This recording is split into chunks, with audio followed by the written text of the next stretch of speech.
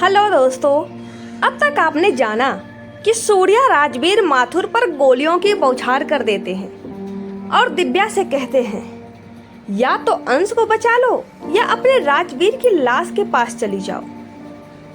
इन सब में फंसी मजबूर दिव्या को कुछ समझ नहीं आ रहा था, लेकिन थोड़ी देर के बाद ही दिव्या अंश की तरफ आने लगी और हड़बड़ाहट में वह एक बड़े से पत्थर से टकराकर मुंह के बल गिर गई। और फिर थोड़ी ही देर बाद जैसे ही उसने अपनी नजरें उठाई तो उसने देखा। अब कहानी में आगे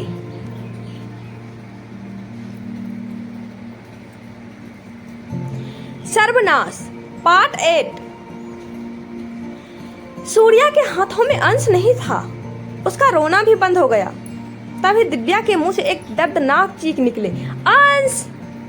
और वह बिलखते हुए कहने लगी, सूर्या कहाँ है मेरा अंश? बताओ मुझे मेरा अंश कहाँ है? मुझे मेरा अंश दे दो सूर्या, मुझे मेरा बेटा चाहिए।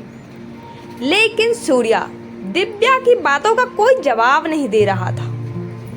बस वह अपने चेहरे पर फीकी सी मुस्कान लेकर एकटक दिव्या की तरफ देख रहा था। तब दिव्या घबराहट में पूछती है, सूर्या मेरा अंश कहाँ है? बताओ कहाँ है मेरा बेटा? दिव्या काफी बेचैन हो गई थी और वह उससे पूछने लगी, कहाँ है मेरा अंश? बोलो सूर्या। तब सूर्या ने खाई की तरफ मुस्कुराते हुए इशारा किया और फिर तभी दिव्या के मुंह से दोबारा दर्दनाक चीख निकल पड़ी, नहीं सूर्या, तुम ऐसा नहीं कर सकते। लेकिन सूर्या दिव्या की तरफ देखकर इशारे में मुस्कुराते हुए कहता है, मैंने ऐसा कर दिया है। फिर दिव्या जैसे तैसे खड़ी होती है। उसके माथे से खून बह रहा था क्योंकि पत्थर पर गिरने की वजह से उसे चोट लग गई थी।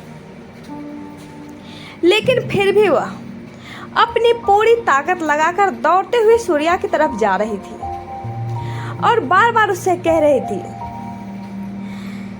यह तूने अच्छा नहीं किया सूर्या, मैं तुझे कभी माफ नहीं करूंगी। देखो मुझे मजाक पसंद नहीं है। मेरा अंश कहाँ है? मेरा अंश मुझे वापस दो। मैं जानती हूँ तुम मेरे बेटे के साथ ऐसा नहीं कर सकते हो। अरे वो तो बच्चा है, मासूम सा है, लेकिन मेरा जी घबरा रहा है। मुझे मेरा अंश दे दो सूर्या, मैं तुमसे कह रही हूँ, मुझे मेरा बेटा वापस दो। तो सूर्या दिव्या को अंश वापस करेगा या उसने सचमुच में अंश को खाई में गिरा दिया? क्या दिव्या राजवीर के साथ साथ अंश को भी खो देगी या उसकी जिंदगी कोई और नई मोड़ लेगी? तो दोस्तों आगे की कहानी जानने के लिए बने रहे नेक्स्ट पार्ट में हमारे साथ।